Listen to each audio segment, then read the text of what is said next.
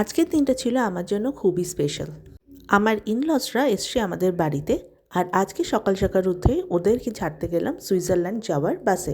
তার কিছুক্ষণ পরে চলে গেলাম নিত্য প্রয়োজনীয় জিনিস কিনতে বাড়ির কাছে শপিং মলে। আর ওখানে গিয়ে দেখি এরকম ছোট ছোট অনেক স্টল বসেছে যেখানে বিনা পয়সায় অনেক কিছু ফুড আর ড্রিঙ্কস আইটেম পাওয়া যাচ্ছে।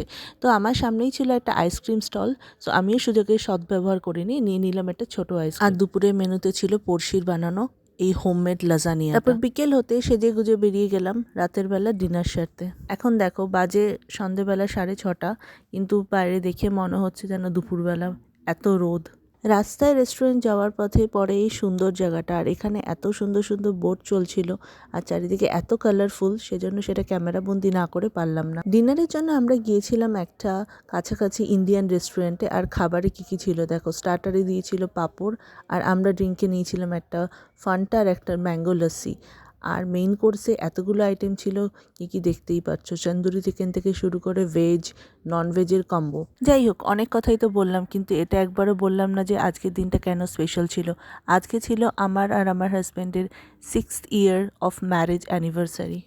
আর কোনো বাঙালি অ্যানিভার্সারি হোক কিংবা জন্মদিন, শেষ মুখে মিষ্টিমুখ না করলে হয়। মিষ্টিমুখে আজকে আমাদের সাথে ছিল kulfi with orange and cream.